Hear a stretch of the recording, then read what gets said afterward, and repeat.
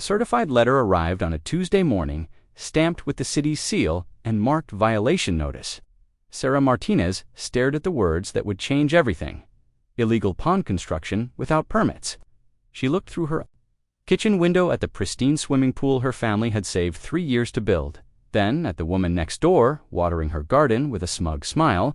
Karen Fletcher had just made the biggest mistake of her life because Sarah Martinez wasn't just any homeowner. Sarah Martinez had always prided herself on following the rules.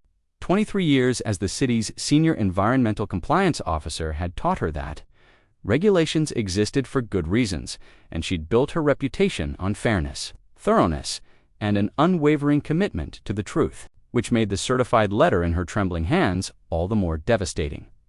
"Mom, what's wrong?" Her 16-year-old daughter, Emma, appeared in the kitchen doorway, still in her pajamas despite it being nearly noon on this sweltering July. Tuesday, Sarah couldn't find her voice.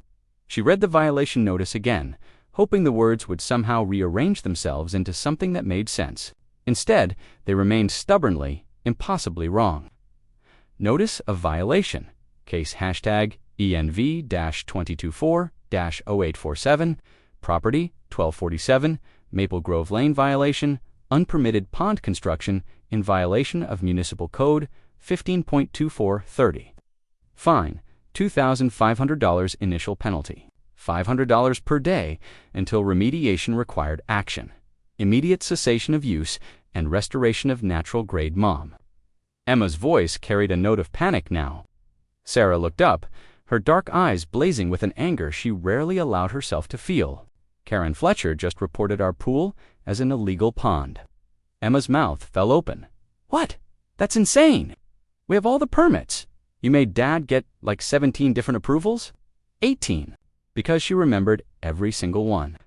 The structural engineer's report, the electrical permits, the plumbing permits, the setback variances, the environmental impact assessment that she'd insisted on, even though their property was too small. To require one, she'd been so careful, so thorough, because she knew that as a city employee, she'd be held to a higher standard. The pool installation had been Emma's dream, since she was diagnosed with juvenile arthritis 3 years ago. The doctor said swimming was the best exercise for her condition. But the community center pool was overcrowded and poorly maintained. Sarah and her husband David had taken second jobs, sold Sarah's grandmother's jewelry, and scraped together every penny for 18 months to make it happen. "I'm calling Dad," Emma said, already reaching for her phone. "No," Sarah's voice was sharp. "Not yet. First, I need to understand what we're dealing with." She walked to the kitchen window and stared out at their backyard. The pool was beautiful. Modest rectangular design with clean lines and a small spa attached. The installer had finished the landscaping just 2 weeks ago, and the whole area looked like something from a magazine. Native plants, natural stone, a small waterfall feature that Emma had begged for. Beyond the new fence that David had installed for privacy, she could see Karen Fletcher's house. The woman was 62, a recent retiree who'd moved in 8 months ago and immediately begun what she called improving the neighborhood character. So far, that had meant filing noise complaints about the Martinez family's backyard barbecues, reporting their teenage son Miguel for parking his car 6 inches over the property line, and demanding that the city force them to trim their oak tree because it dropped leaves in her yard. But this was different. This was a declaration of war. Sarah's phone buzzed, a text from her assistant at the Environmental Compliance Department. "Emergency meeting in your office at 2 p.m. Wants to discuss conflict of interest protocols." Her blood ran cold. They were going to remove her from her own case, standard procedure when a city employee was involved in a violation. But it meant she'd have no control over the investigation.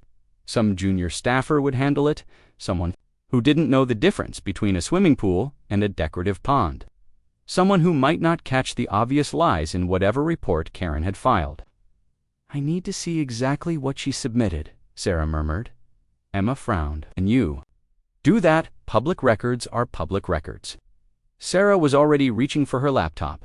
Every complaint filed with the city has to be documented, and citizens have the right to review them. She logged into the city's database and pulled up case #ENV-202-40847. What she found made her stomach drop. Karen had been thorough, frighteningly thorough.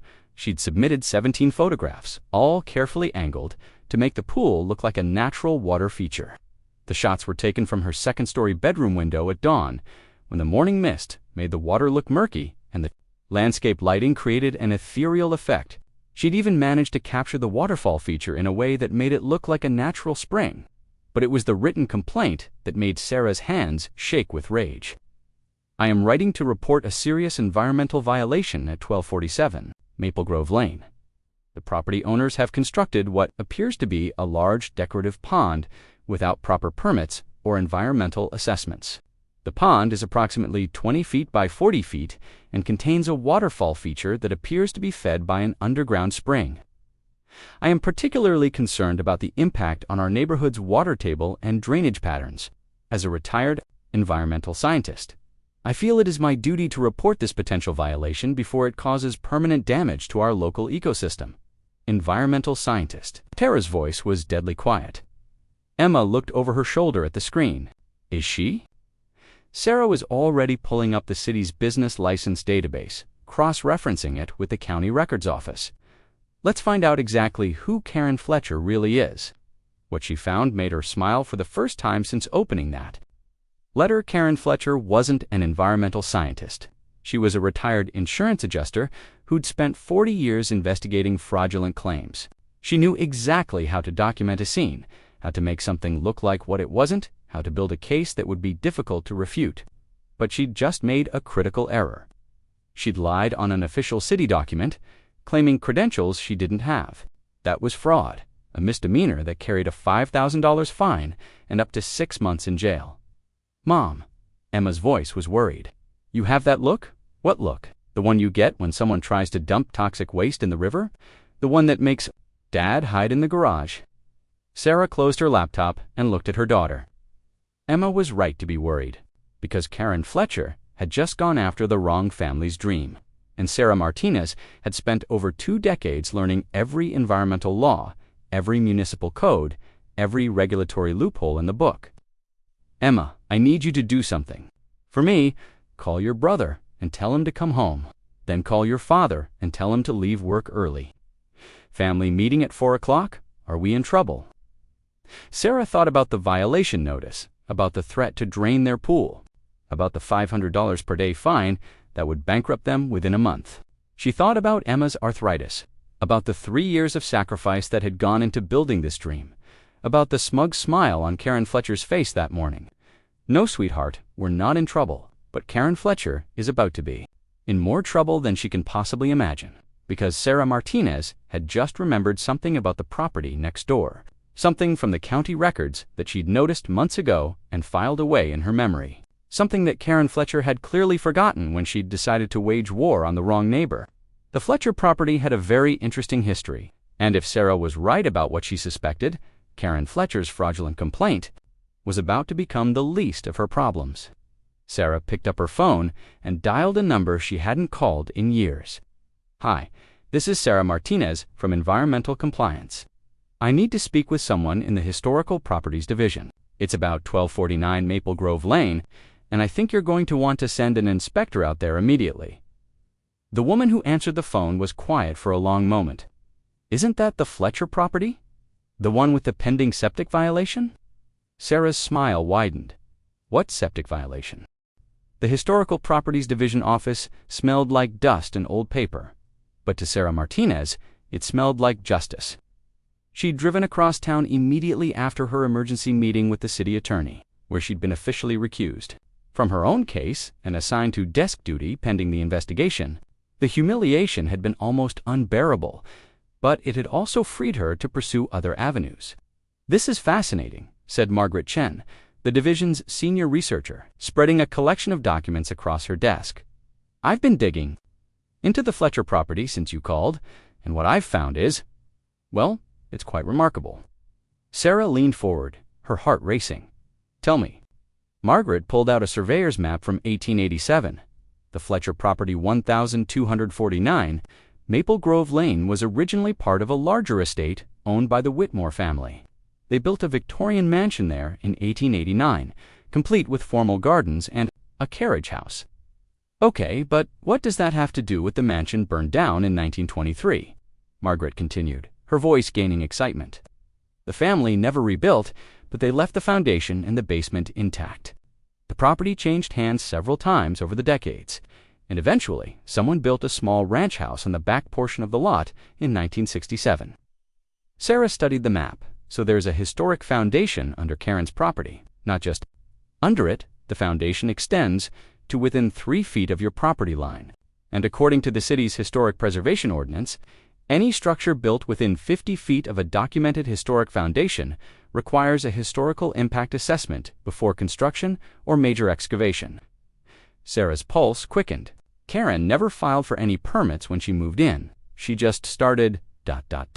doing things. That's what makes this so interesting. Margaret pulled out a folder thick with photographs.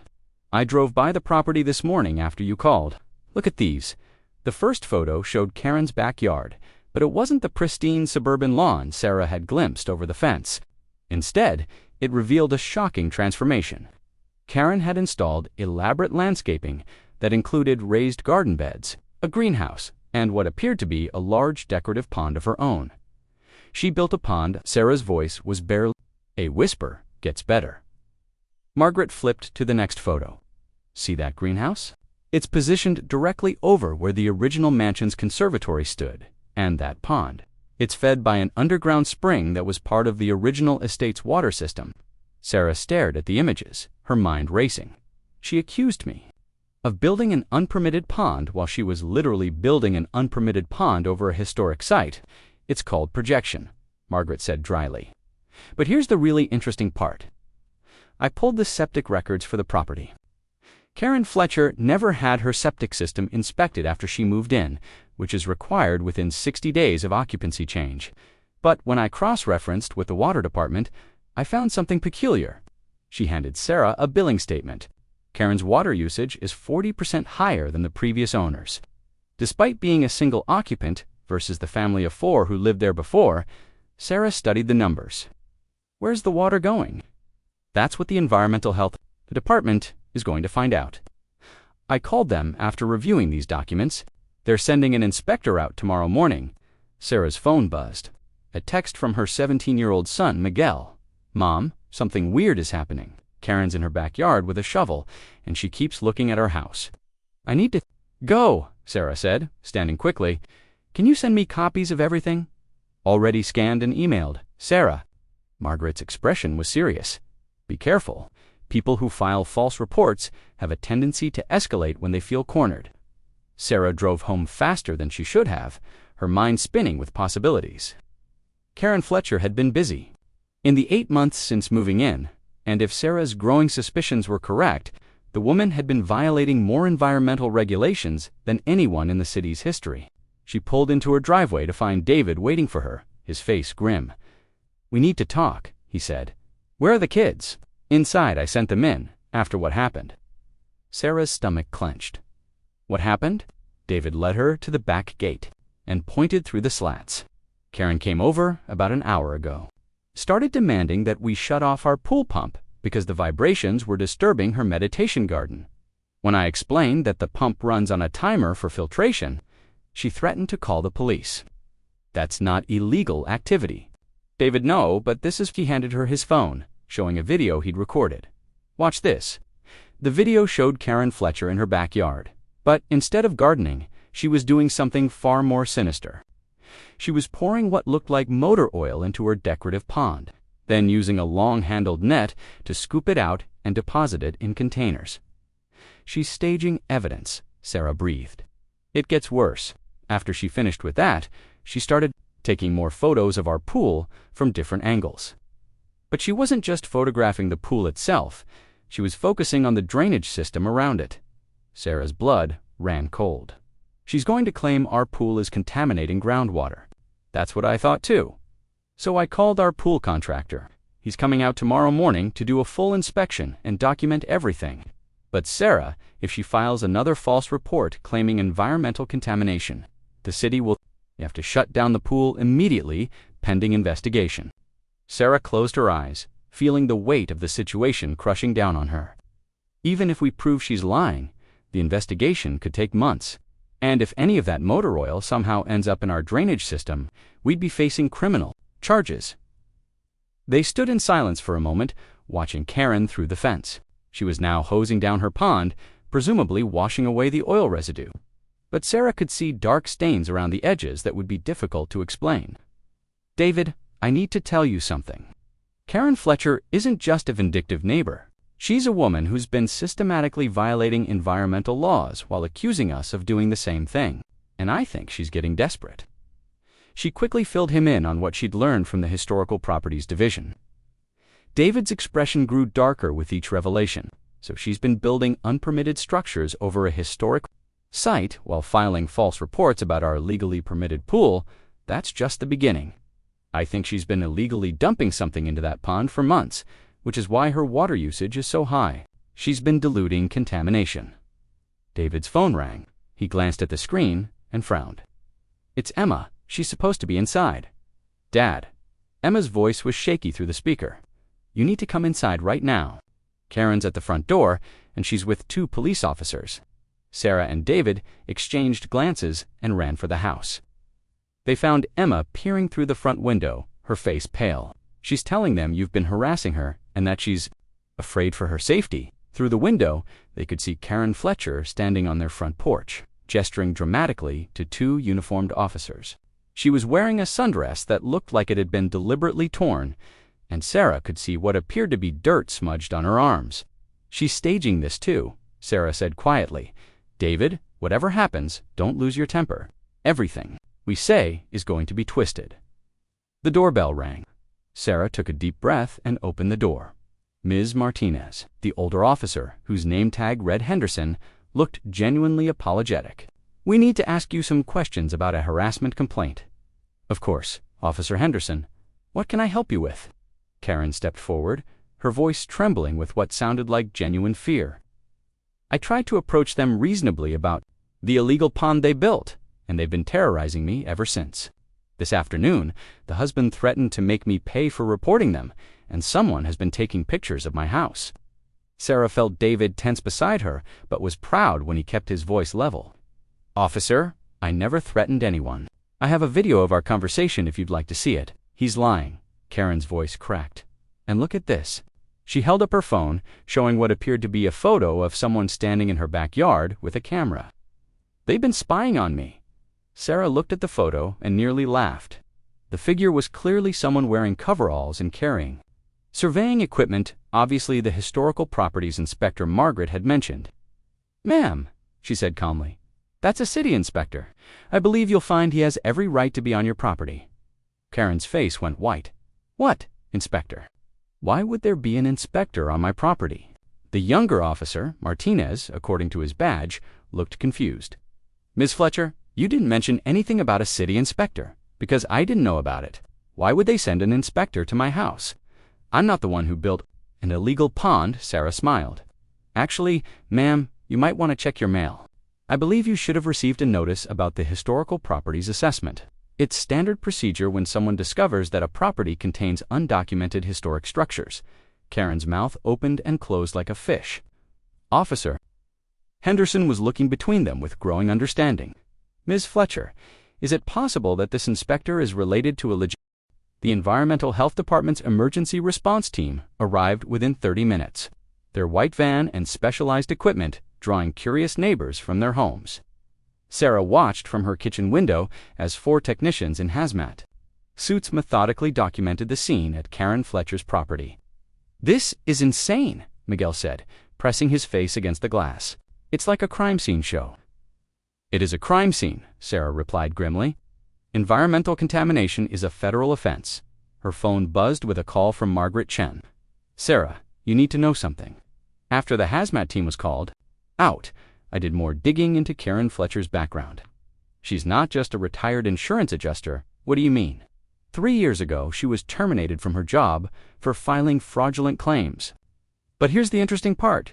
She was specifically caught staging environmental damage to inflate settlement amounts. She would contaminate sites herself, then claim the contamination was pre-existing. Sarah's blood ran cold. "She's been planning this. It gets worse." I found 2 other properties where she's lived in the past 5 years. Both times, she moved in next to families who'd recently completed major home improvements. Both times, she filed environmental complaints. Both times, the families ended up selling their homes at a loss to avoid prolonged legal battles. She's a serial harasser. More than that, she's been making a living destroying people's lives. The family's legal fees and property value losses have been substantial. I think she's been intentionally targeting middle-class families who can't afford extended litigation. Sarah watched as the hazmat team carefully extracted what looked like dozens of containers from Karen's garage. Not this time. This time, she picked the wrong target. "Sarah, there's something else." I called the families from the other properties. They're willing to testify if this goes to court. They all documented the same pattern-fake environmental violations, escalating harassment, and suspicious activities on Fletcher's property that were never investigated. After hanging up, Sarah found David in the backyard, talking to their pool contractor, Jim Rodriguez. Jim was a third-generation pool builder who'd been in business for 40 years and had never had a single violation. "Mrs. Martinez," Jim said, shaking his head in disbelief. "I've been building pools since 1984, and I've never seen anything like this. Your pool is textbook perfect. Every permit, every inspection, every safety protocol, it's all exactly as it should be." "Can you document that officially?" "Already done. I brought my whole team out here this morning to photograph and test everything. Water quality, structural integrity, drainage systems, it's all perfect. But more importantly, I found something interesting when I was checking the filtration system."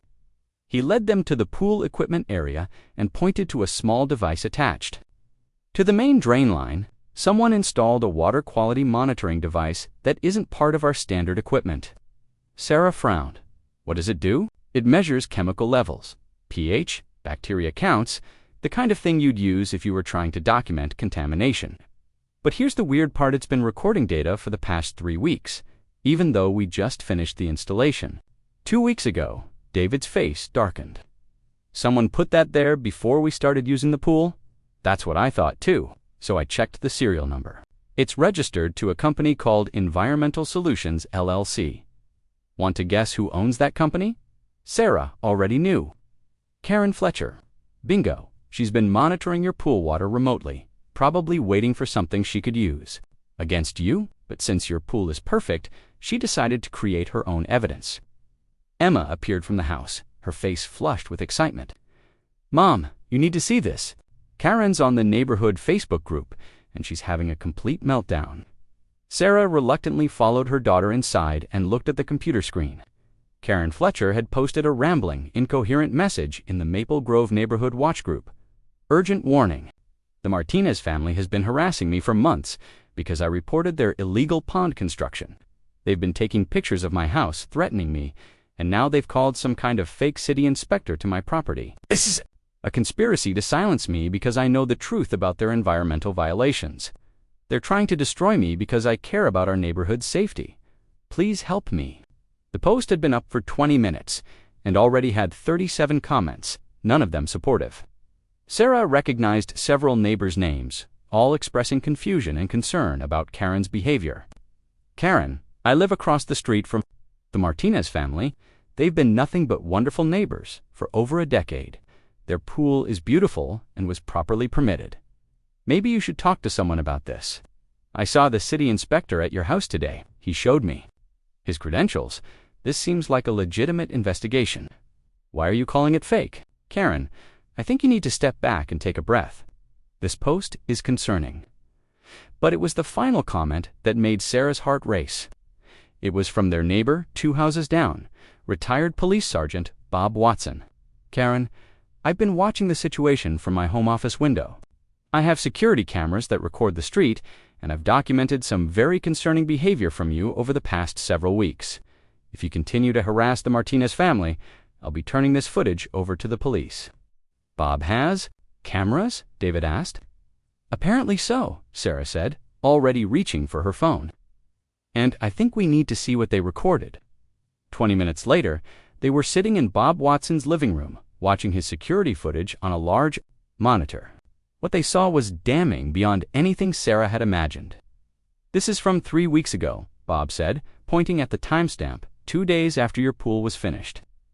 The footage showed Karen Fletcher sneaking into the Martinez backyard at 2 a.m., carrying what appeared to be a small device and a ladder. She spent 15 minutes near the pool equipment, clearly installing something. The monitoring device, David said, that's just the beginning. Bob fast-forwarded through several clips. She's been in your yard at least 6 times over the past month. Always at night, always with different equipment. One clip showed her taking water samples from their pool. Another showed her spreading what looked like algae near their drainage system.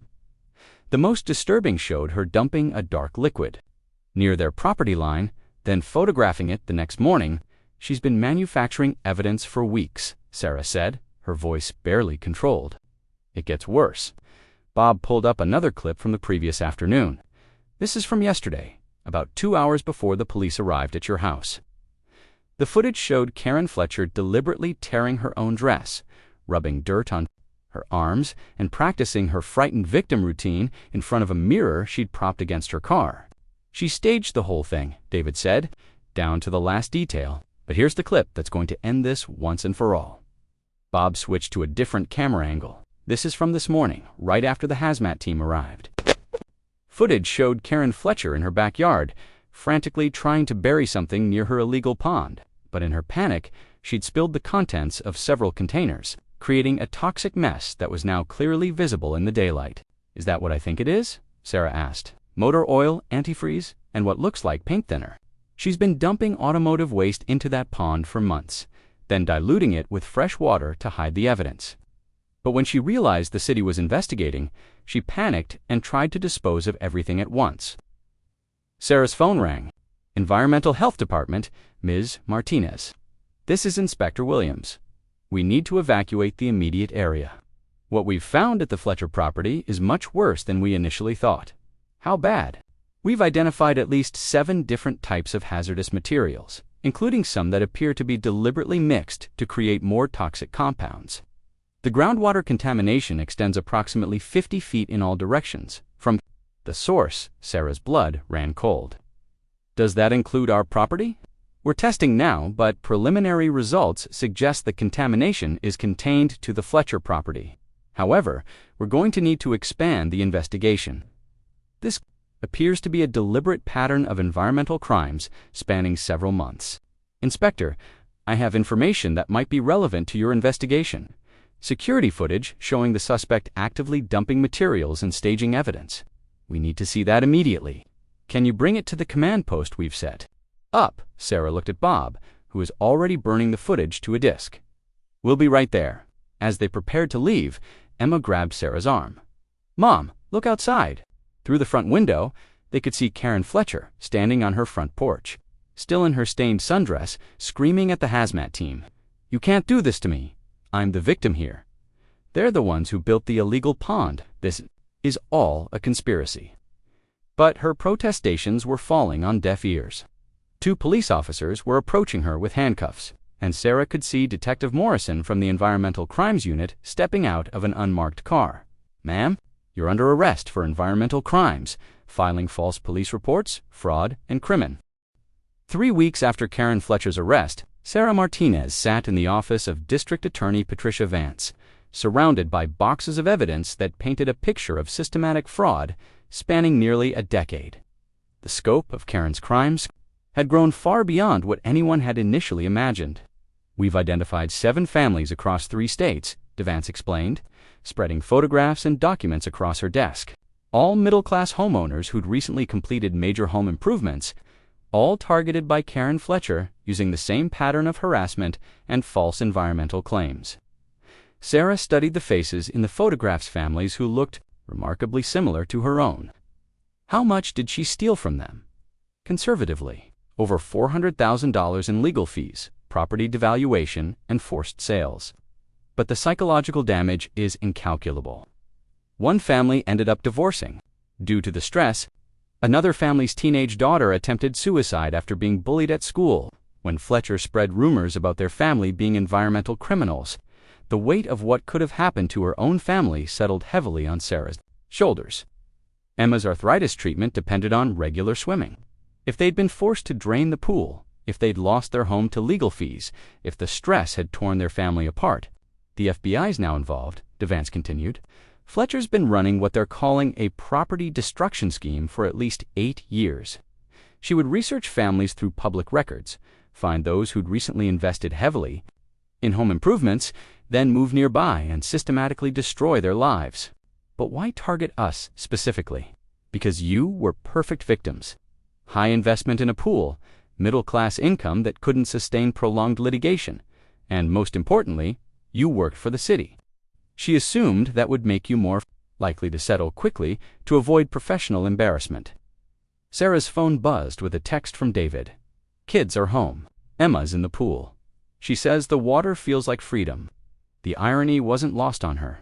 Karen Fletcher had tried to take away Emma's medical treatment, but instead, her crimes had been exposed in a way that would help other families recover their lives. What's going to happen to her? Federal charges for mail fraud, environmental, crimes, and conspiracy. State charges for harassment, filing false reports, and fraud. She's looking at 15 to 20 years in federal prison, plus restitution to all the victims and the other families.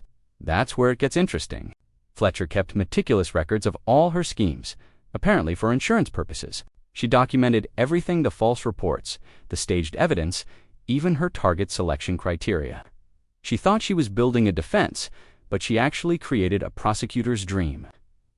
DeVance pulled out a thick folder. This is Fletcher's own documentation of what she did to the Chen family in Oregon. She literally wrote a step-by-step guide to destroying their lives, including photographs of herself contaminating their property and staging evidence. Sarah felt sick. She was proud of what she was doing. More than that, she was planning to write a book about it. How to Profit from Environmental Paranoia was her working title. She saw herself as some kind of criminal mastermind exposing the weakness of environmental regulations. Instead, she proved why we need them. Exactly, Sarah, I need to ask you something. The FBI wants to offer you a consulting position on environmental fraud cases. Your expertise in compliance, combined with your experience as a victim, makes you uniquely qualified to help identify similar schemes. Sarah was quiet for a long moment. 3 weeks ago, she'd been humiliated, suspended from her job, and facing the potential loss of everything her family had worked for. Now she was being offered a chance to help other families avoid the same fate. I'll need to think about it, but first, I want to make sure my own family is okay. Of course. There's one more thing, though. Fletcher's former attorney has been disbarred for his role in the scheme. Apparently, he knew she was filing false reports and helped her refine her methods to be more convincing. Sarah drove home. Through the neighborhood she'd lived in for 15 years, seeing it with new eyes, the houses that had once seemed like a peaceful suburban paradise now felt like potential crime scenes. How many other Karen Fletchers were out there, targeting families who'd worked hard to build their dreams? She pulled into her driveway to find an unexpected scene. The Watsons from down the street were in her backyard with their grandchildren, all of them swimming in the pool with Emma and Miguel. David was grilling burgers, and the air filled with laughter and the sound of splashing water. "Mom," Emma called out, waving from the pool. "The Watsons brought their grandkids over," Mrs. Watson said. "Our pool is the most beautiful one in the neighborhood." Sarah felt tears prick her eyes. For weeks, she'd been so focused on fighting Karen Fletcher that she'd forgotten what they were fighting for, not just their pool, but their place in the community, their daughter's health, their family's happiness. "How did the meeting go?" David asked, wrapping his arms around her. "Fletcher's going to prison for a very long time, and the FBI wants me to help catch others like her. Are you going to do it?" Sarah watched Emma swimming with the Watson children, her movements fluid and pain-free in the water. 3 weeks ago, Karen Fletcher had nearly succeeded in taking this away from them. 3 weeks ago, her daughter had been facing the possibility of losing the one form of exercise that kept her arthritis manageable. "I don't know yet, but I do know one thing: we're going to have a party. A party. A pool party. A big one. I want to invite everyone Fletcher tried to hurt. The Chen family from Oregon, the Johnsons from Texas, the Millers from Florida. All of them, they should see what we're fighting for." David smiled. "You want to show them that the bad guys don't always win. I want to show them that communities are stronger than the people who try to destroy them." As if summoned by her Words.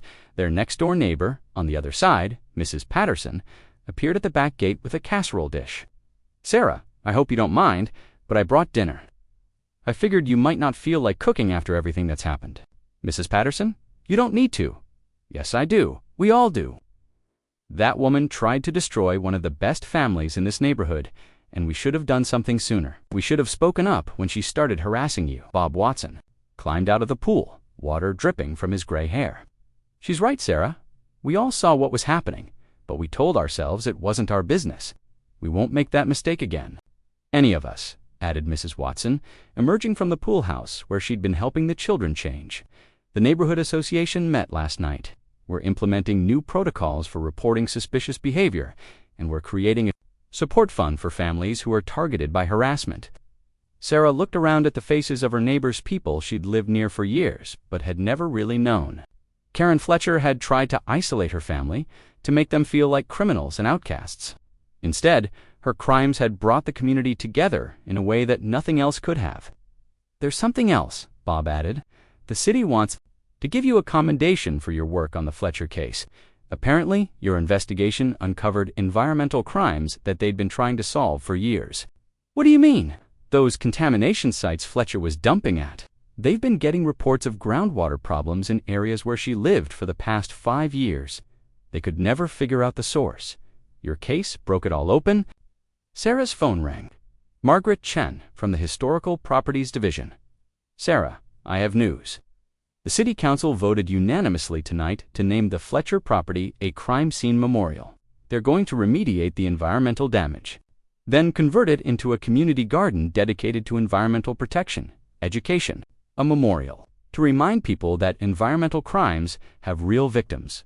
And Sarah, they want to name it after you. The Sarah Martinez Community Environmental Education Garden." Sarah hung up the phone and looked at her family, her neighbors, her community. 3 weeks ago, she'd been fighting alone against a woman who seemed determined to destroy everything she'd worked for. Tonight, she was surrounded by people who'd stood up to say that what had happened to her family would never happen again. "What was that about?" Emma asked, swimming over to the pool's edge. "Nothing important, sweetheart. Just ... justice." Emma grinned. "Does that mean we get to keep the pool?" Sarah looked at the crystal clear water, at the properly installed safety equipment, at the permits framed on the pool house wall, at the family and friends who'd gathered to celebrate survival and community. "We get to keep everything, Emma. Everything that matters." As the sun set over Maple Grove Lane, Sarah Martinez realized that Karen Fletcher had given her family something she'd never expected: a deeper understanding of what home really meant. Not just a house with a pool, but a place where good people stood together against those who would try to tear them down. And tomorrow, she would start helping other families find their way back to that same sense of home and community. Because sometimes the best revenge against someone who tries to destroy your dreams is to help other people build theirs.